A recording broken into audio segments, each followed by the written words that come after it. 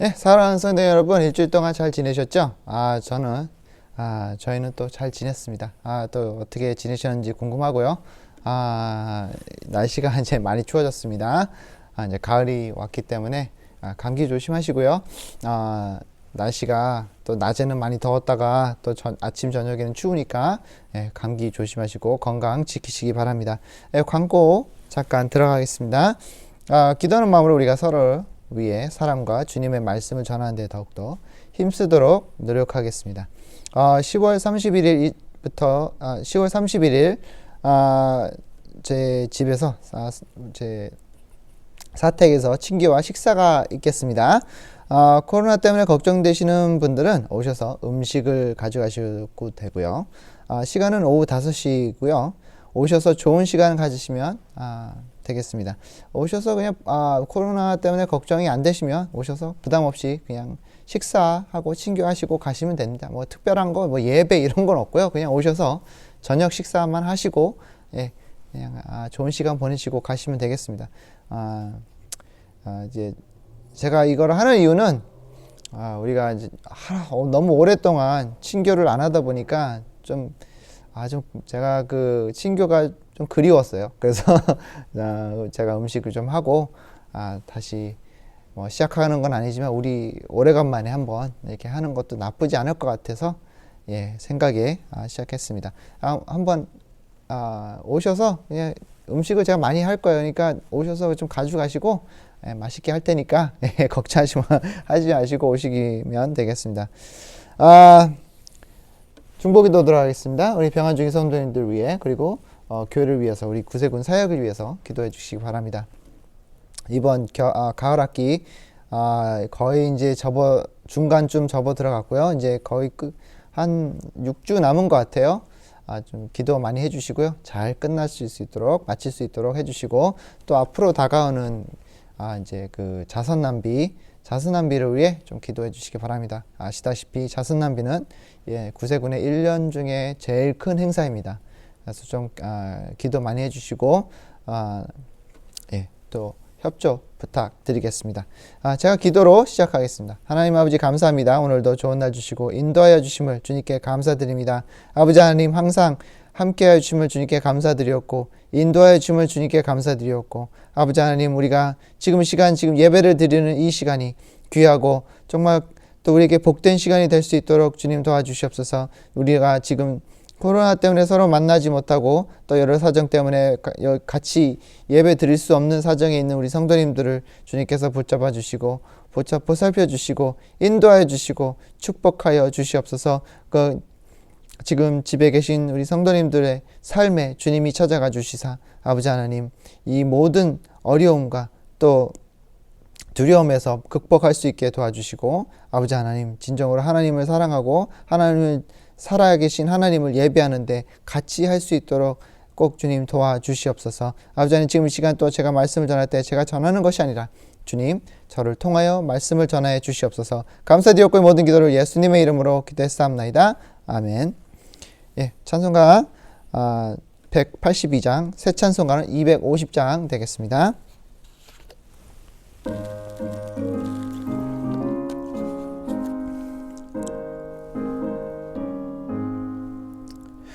구주의 십자가 보혈로 죄 씻음 받기를 원하네. 내 죄를 씻으신 주 이름 찬송합시다.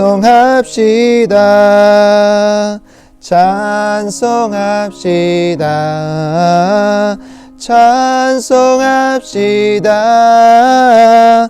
내 죄를 씻으신 주 이름 찬송합시다. 죄악에 속하여 주신 주 내 속에 들어와 계시네. 십자가 앞에서 주 이름 찬송합시다.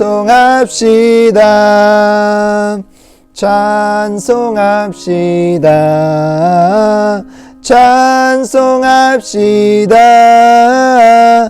내 죄를 씻으신 주 이름 찬송합시다. 주 앞에 흐르는 생명수 날 씻어 정하게 하시네. 내 기쁨 정성을 다하여 찬송합시다. 찬송합시다. 찬송합시다. 내 죄를 씻으신 주 이름 찬송합시다. 내 주께 희한한 영혼은 생명수 가운데 젖었네. 흠없고 순전한 주 이름 찬송합시다. 찬송합시다. 찬송합시다. 내 죄를 씻으신 주 이름 찬송합시다. 말씀 보겠습니다. 에베소서 4장 25절부터 32절 말씀 보도록 하겠습니다. 제가 읽겠습니다.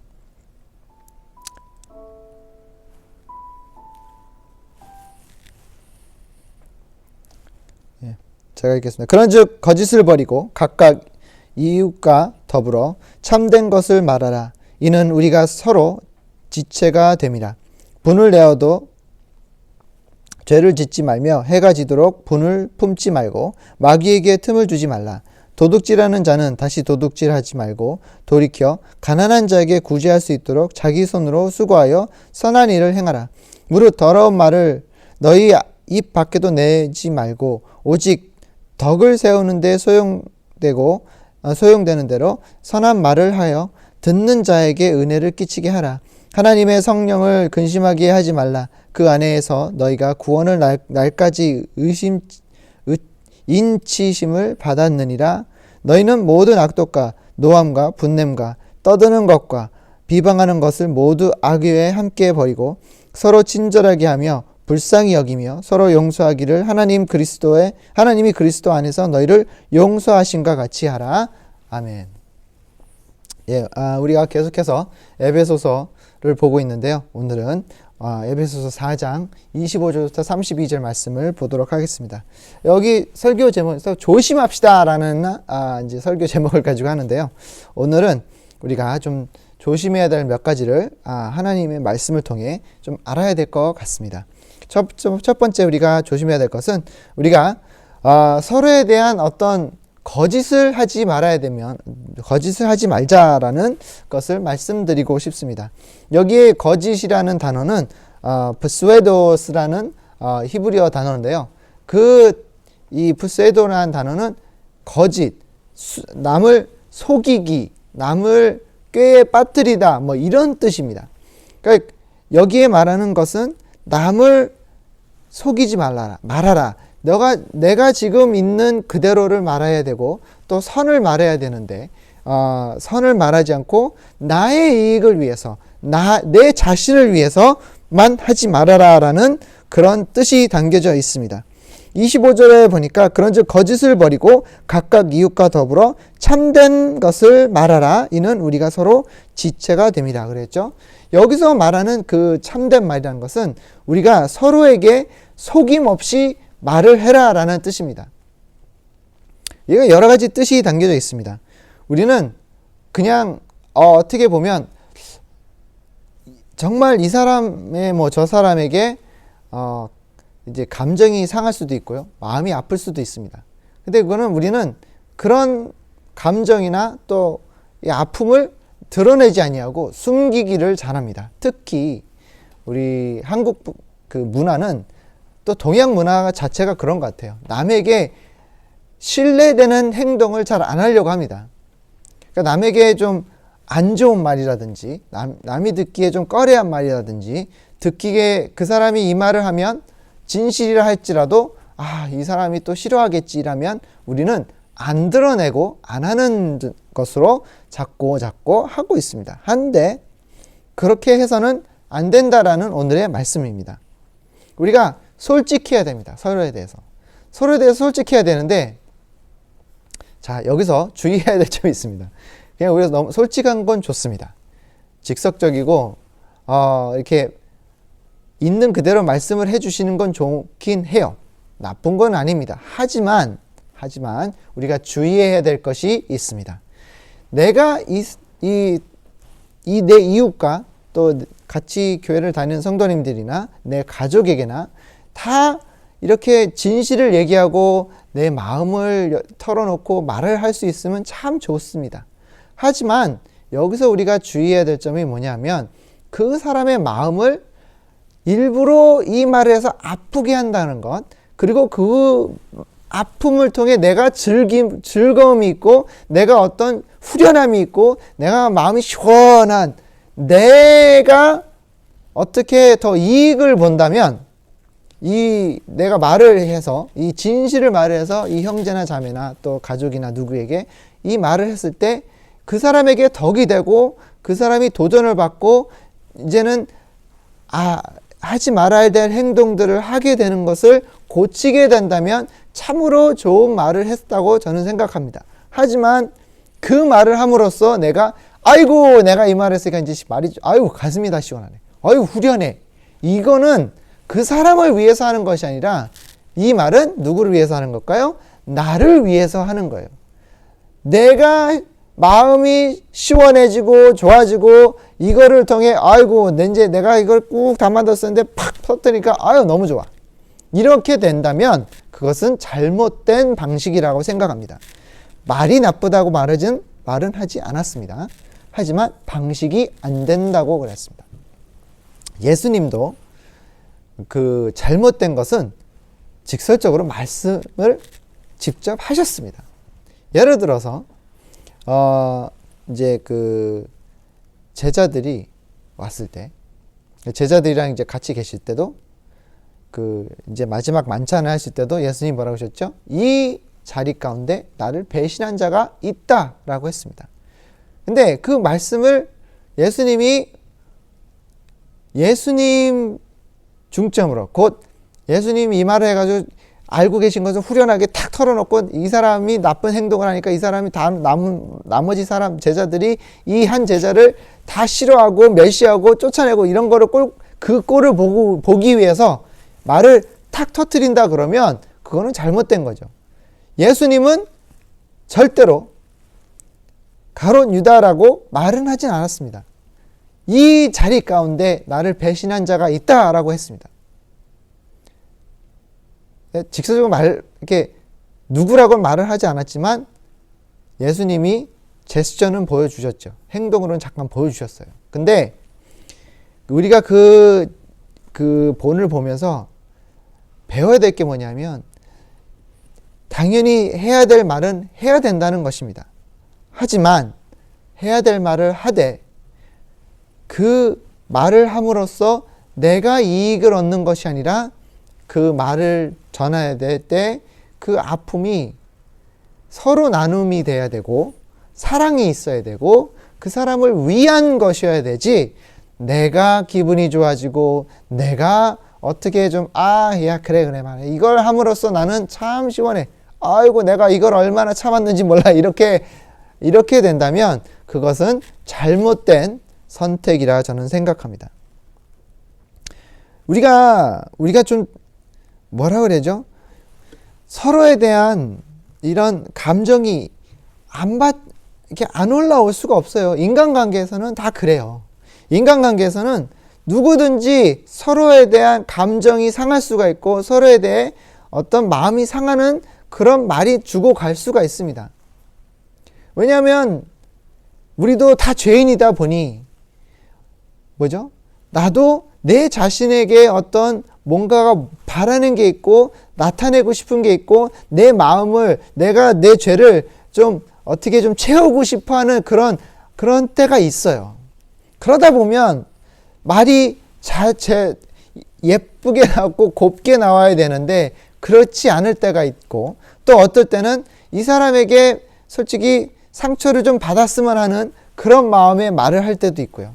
이러다 보니까 서로에 대한 감정이 깊어지고 말은 안 하고 서로에 대한 감정을 그냥 어떻게 되죠? 닫아버리고 그렇지 뭐.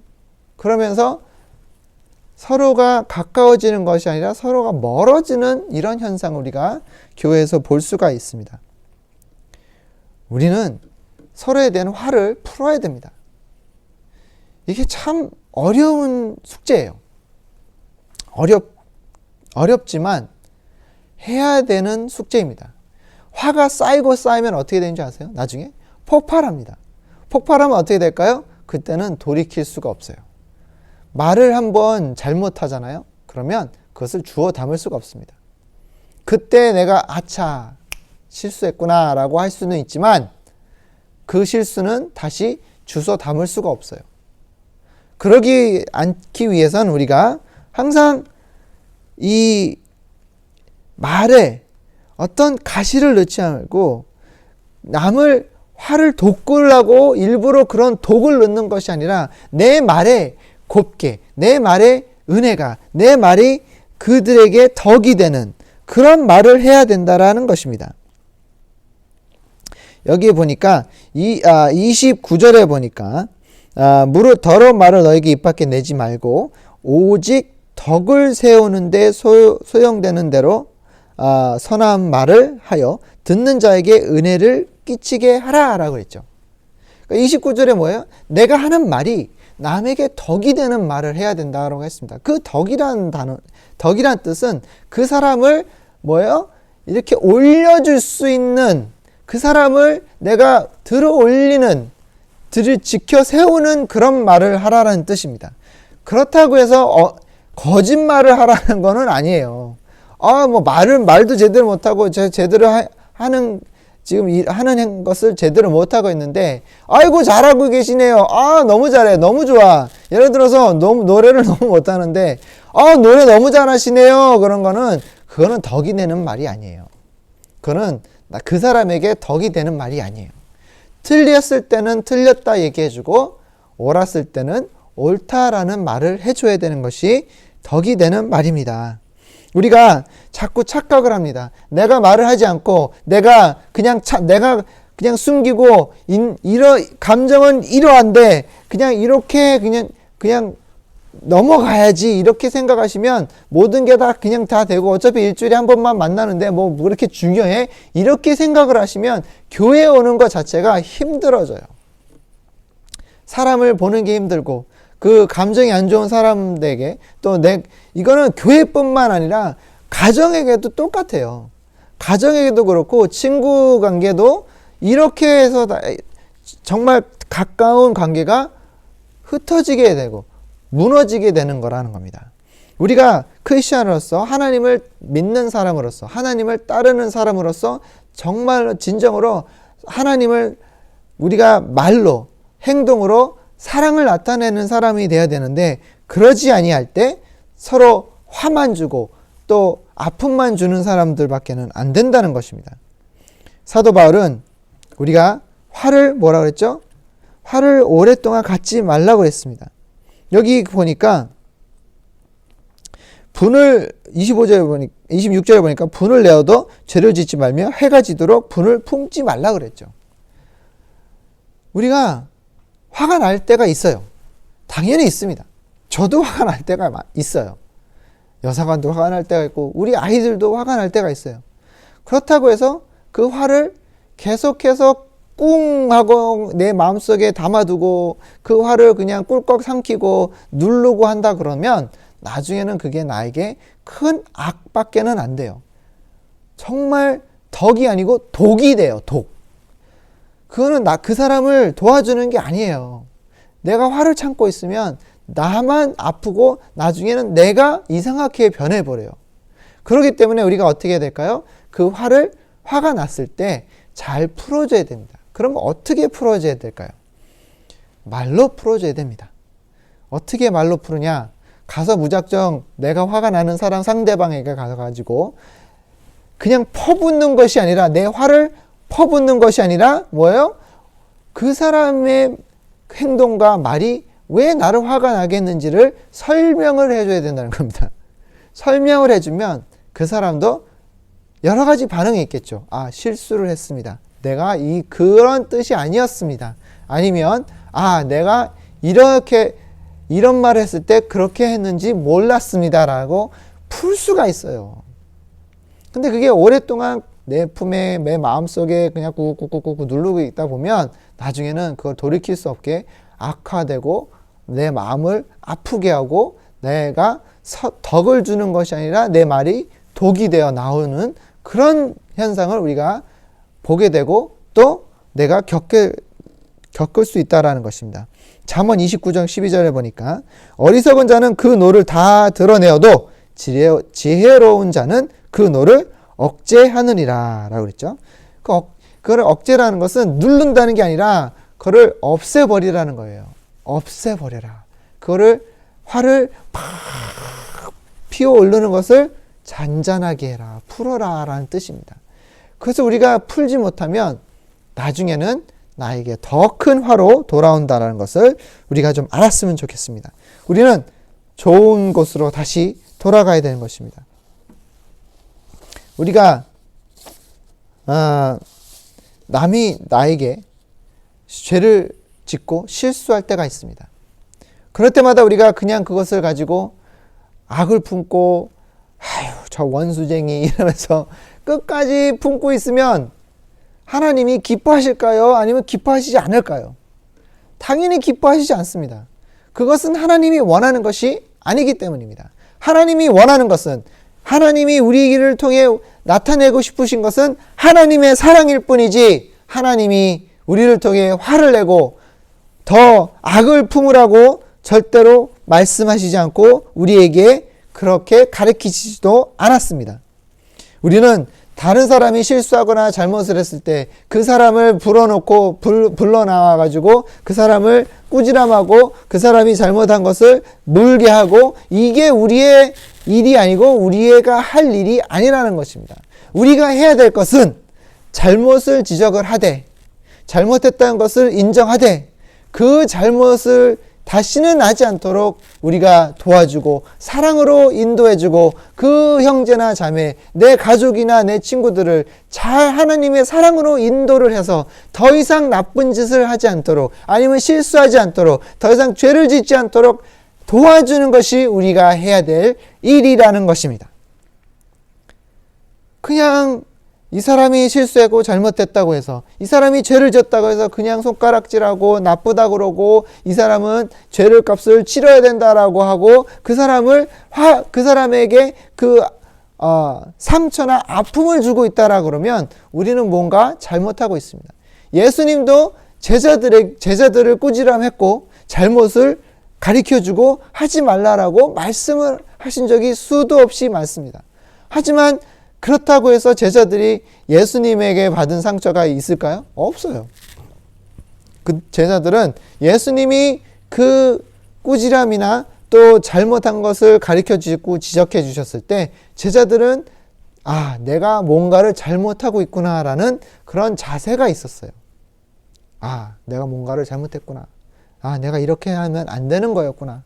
근데요, 우리가 참 인간이라는 게 참 죄가 갖고 있다는 게 이런 것 같아요. 누군가가 나에게 잘못했다라고 지적을 해주잖아요. 그러면 알아요. 내 자신도 내가 잘못을 하고 있었구나. 내가 잘못한 거 이제 들통이 났구나. 이렇게 되잖아요. 그러면 어떻게 우리는 더 화를 내요. 아니 그랬으면은 이렇게 더 화를 내요. 더 화를 내고 그 사람을 더 공격할.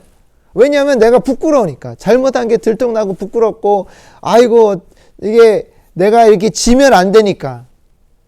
그래서 그 사람을 더 공격하고 더 화를 내는 우리의 모습을 나타낸 데가 있다라는 겁니다. 히브리서 10장 25절에 보니까 모이기를 패하는 어떤 사람들의 습관같이 하지 말고 오직 권하여 그 날이 가까움으로 볼수록 더욱 그리하자.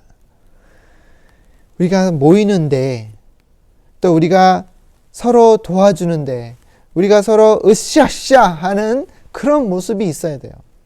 으쌰으쌰 하는 것은 그냥 무조건 으쌰으쌰가 아니라 지금 내 앞에 힘들어하고 아니면 죄를 짓고 잘못하고 있는 형제자매들을 그리고 가족들을 또 친구들을 보면서 이 사람이 이렇게 가면 안 되겠지 하고 그 사람을 정말 불쌍히 여기고 정말 사랑하고 마음으로 이 사람을 정말 도와주고 싶은 마음에 진실한 마음으로 진실한 예수님의 사랑으로 그 형제, 자매, 또 가족들을 또 친구들을 우리가 도와줘야 된다라는 것입니다. 우리가 마지막으로 해야 될 것은 뭐냐면 서로 이 32절에 뭐랬죠? 친절하게 하여 불쌍히 여기며 서로 용서하라 하기를 하나님 그리스도 안에서 너희를 용서하심과 같이 하라 그랬죠. 그게 바로 답이에요.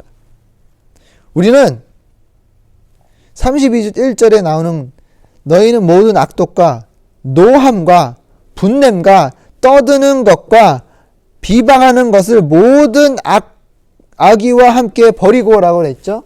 꺼졌어요. 이게 나와 있죠. 그걸 모든 것을 이제는 더 이상 내 마음에 담고 있지 말아라. 가지고 있지 말아라 라는 뜻입니다. 근데 우리는 자꾸 그걸 가지려고 해요. 그걸 갖고 있어요. 간직을 하고 있습니다. 그것을 내가 죽는 날까지 갖고 있을 때도 있어요. 왜 그러신다는 겁니까? 절대로 우리는 그래서는 안 된다는 것입니다. 하나님의 제자로서는 우리가 하나님을 믿는 사람이라면 그래서는 안 된다는 것입니다.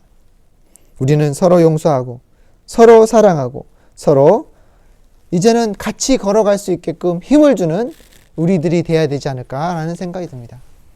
성도 여러분, 우리가 이 에베소서를 보면서 사도 바울의 여기 이 에베소서의 테마라고 말을 하면 서로 사랑하고 서로 아끼자라는 것입니다. 성도 여러분, 서로 아끼시기 바랍니다. 지금 내가 누구에게 아픔을 받았던 그 아픔을 준 사람을 이제 내가 용서하고 그리고 그 마음을 이제는 사랑으로 미움과 아픔을 이제는 사랑으로 돌이키고 사랑으로 바꿨으면 좋겠습니다. 그게 우리가 해야 될 일이 아닐까요? 그게 우리가 해야 될 도리가 아닐까요? 그게 우리가 예수님한테서 배우지 않았을까요? 하는 생각이 듭니다. 성도 여러분, 절대로 악을 품고 분노를 하고 시기하고 미워하지 않았으면 좋겠습니다. 성도 여러분, 제가 오늘 해드린 말씀 잊지 마시기 바랍니다. 기도하겠습니다. 하나님 아버지 감사합니다. 오늘도 좋은 날 주시고 인도하여 주심을 감사합니다. 아버지 하나님 말씀 주신 거 감사하고 이 말씀 우리가 간직하고 잊지 않게 하여 주시고 아버지 하나님 우리가 서로 사랑하는 데 힘쓰고 노력하고 또 나아갈 수 있도록 주님 도와주시옵소서. 함께해 주심을 감사하고 인도하여 주심을 감사하고 이 모든 기도를 예수님의 이름으로 기도했사옵나이다. 아멘. 제가 축도로 마치겠습니다. 이제는 우리 주 그리스도의 은혜와 끝없는 주님의 사랑하심과 성령님의 감동감화하심이 오늘도 서로 사랑하고 서로 도와주고 서로 덕이 되기 위해 노력하는 우리 성도님들 머리 위에 이제로부터 영원토록 함께 있을지어다. 아멘.